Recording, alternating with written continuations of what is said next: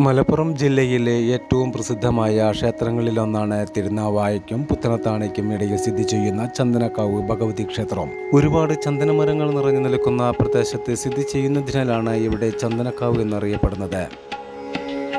ഏകദേശം 10 ഏക്കറോളം വരുന്ന സ്ഥലത്തായാണ് ഈ കാവുള്ളത്. മലബാറിലെ ഏറ്റവും പ്രധാന കാവുകളിലൊന്നായ ഇവിടം ഒരുപാട് വിശ്വാസങ്ങൾക്കും കഥകൾക്കും പേരുകേട്ടിരിക്കുന്നു. ഭദ്രകാളി സങ്കല്പത്തിലാണ് ചന്ദനക്കാവിലമ്മയുള്ളത്. ഭഗവതി വാഴുന്ന അതേ പീഠത്തിൽ ശിവശക്തിയാം യവനീശനും വാഴുന്നു എന്നാണ് വിശ്വാസം.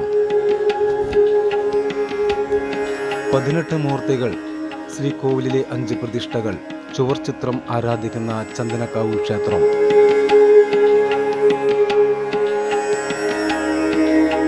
ഒരു നാടിന് മുഴുവൻ ഐശ്വര്യവും സമൃദ്ധിയും നൽകി കാലങ്ങളായി നിലകൊള്ളുന്ന ക്ഷേത്രം.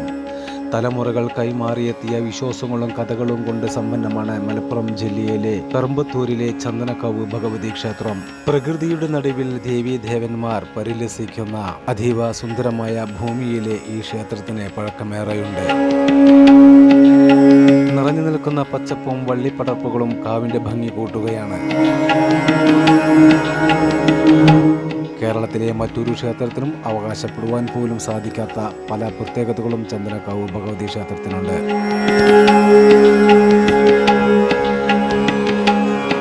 ശ്രീകൃഷ്ണ ഭഗവാന്റെ ജീവിതം വിവരിക്കുന്ന നാരായണീയം രചിച്ച മേൽപ്പത്തൂർ നാരായണ ഭട്ടത്തിരിയുടെ കുടുംബക്ഷേത്രമാണ് ചന്ദനക്കാവ് ഭഗവതി ക്ഷേത്രം.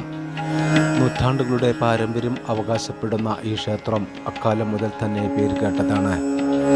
ചന്ദനക്കാവിലമ്മ എന്ന പേരിൽ ഉപാസിക്കുന്ന ഇവിടുത്തെ ഭഗവതി മേൽപ്പത്തൂരിൻ്റെ ഉപാസനാമൂർത്തിയാണ്.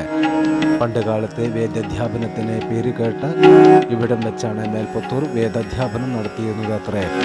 മാത്രമല്ല, തൻ്റെ ഗുരുവിൽ നിന്ന് സ്വീകരിച്ച വാതരോഗം ഭേദമാക്കുവാൻ ഗുരുവായൂരപ്പനെ ഭജിക്കുവാനായി ഗുരുവായൂർ ക്ഷേത്രത്തിലേക്ക് പുറപ്പെടുന്നതിന് മുമ്പ് അദ്ദേഹം താൻ ആരാധിച്ചിരുന്ന ദേവിയെ ഇവിടെ ചന്ദനക്കാവ് ക്ഷേത്രത്തിൽ പ്രതിഷ്ഠിച്ചു എന്നാണ് വിശ്വാസം. കേരളത്തിൽ മറ്റൊരു ക്ഷേത്രത്തിലും കണ്ടുവരാത്ത ഒരു പതിവും ഇവിടെയുണ്ട്. ചുവർ ചിത്രത്തെ ആരാധിക്കുകയും പൂജ ചെയ്യുകയും ചെയ്യുന്ന ഏക ക്ഷേത്രമാണിത്. ഇവിടുത്തെ വട്ടശ്രീകോവിലിനുള്ളിലെ ഭിത്തിയിലാണ് ഗണപതിയുടെയും ഗരുഡാരൂഢനായ കൃഷ്ണന്റെയും ചുവർ ചിത്രങ്ങളുള്ളത്. ഇത് മേൽപ്പത്തൂർ നാരായണ ഭട്ടതിരി വരച്ചതാണെന്നാണ് വിശ്വാസം. ചതുർബാഹുവായ വൈകുണ്ഠനാഥനെയാണ് ഈ വട്ടശ്രീകോവിലിൽ ആരാധിക്കുന്നത്. ഗർഭകാലത്തിന്റെ 7ാം മാസത്തിന്റെ അവസാനത്തോടെ സ്ത്രീകൾ ഇവിടെ ഭഗവതിയെ കണ്ട് പ്രാർത്ഥിക്കുവാനായി വരുന്ന ഒരു ചടങ്ങുണ്ട്. ഈറ്റില്ലത്തമ്മയെ കണ്ട് പ്രാർത്ഥിക്കുന്നതാണ് ചടങ്ങ്. ഇട്ടുപിറക്കാൻ എന്നാണ് ഈ ചടങ്ങ് അറിയപ്പെടുന്നത്. സുഖകരമായ പ്രസവത്തിനും ഭഗവതിയുടെ അനുഗ്രഹം നേടുവാനാണ് ഇവിടെ വരുന്നത്. ഇതിനായി ചുവപ്പും കറുപ്പും നടയിൽ വയ്ക്കുക, നിറമാല ചാർത്തുക തുടങ്ങിയവയാണ് ഇവിടുത്തെ വഴിപാടുകൾ. 18 മൂർത്തികൾ വാഴുന്ന ചന്ദനക്കാവിൽ വനത്തിനുള്ളിൽ പത്നിസമേതനായി വാഴുന്ന വനശാസ്താവ്, വള്ളികൾ നിറഞ്ഞു നിൽക്കുന്ന കാവിലെ വള്ളിക്കാവിലമ്മയും മേൽപ്പത്തൂർ നാരായണ ഭട്ടത്തിരി ഉപാസിച്ച ഗണപതി, വിഷ്ണുവിന് മാത്രമായ കോവിൽ, വേട്ടക്കരൻ, കീഴേക്കാവിലെ ദേവി തുടങ്ങിയവയാണ് പ്രതിഷ്ഠകൾ. സുബ്രഹ്മണ്യൻ, വേട്ടക്കരൻ, വിഷ്ണു, കീഴേക്കാവിലമ്മ എന്നിവർക്കാണ് ഇവിടെ പ്രത്യേക കോവിലുകളുള്ളത്. ഒരു ശ്രീകോവിലിൽ 5 പ്രതിഷ്ഠകളും ചന്ദനക്കാവിൽ കാണാം. ഗണപതി ക്ഷേത്രം എന്നാണിത് അറിയപ്പെടുന്നത്. ബ്രഹ്മാവും വിഷ്ണുവും ശിവനും സരസ്വതിയും ഗണപതിയുമാണ് ഒറ്റ ശ്രീകോവിലിൽ വാഴുന്നത്. ശിവലിംഗ രൂപത്തിൽ മഹാദേവൻ താമരമാലകൾ ചാർത്തി, ചതുർബാഹുവായ വിഷ്ണുവും ലിംഗരൂപത്തിൽ ബ്രഹ്മാവും ഗണപതിയും തൊട്ടടുത്ത് സരസ്വതി ദേവിയും സ്ഥിതി ചെയ്യുന്നു.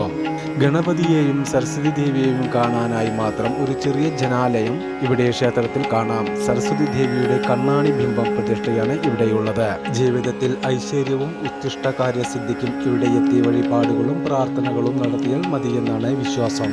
അഭിഷ്ടസിദ്ധിക്കായി കളമ്പാട്ട്, ഗർഭരക്ഷയ്ക്ക്, സുഖപ്രസവത്തിനും സന്താനഭാഗ്യത്തിനും ഇത്തില്ലത്തമ്മയ്ക്ക് കറുപ്പ് ചാർത്തൽ, നിറമാല, ഉത്കൃഷ്ട കാര്യസാധ്യത്തിന്, ശത്രുദോഷ പരിഹാരത്തിനും ഗുരുതി, സരസ്വതി ദേവിക്ക് സരസ്വതി പൂജ തുടങ്ങിയവയാണ് പ്രധാന വഴിപാടുകൾ. മലപ്പുറം ജില്ലയിലെ പുത്തനത്താണി തിരുനാവായ റോഡിൽ ചന്ദനക്കാവ് ബസ് സ്റ്റാൻഡിന് അടുത്താണ് ചന്ദനക്കാവ് ഭഗവതി ക്ഷേത്രം സ്ഥിതി ചെയ്യുന്നത്. പുത്തനത്താണിയിൽ നിന്നും തിരുനാവായ റോഡിൽ 4 കിലോമീറ്റർ ദൂരെയാണ് ക്ഷേത്രം സ്ഥിതി ചെയ്യുന്നത്.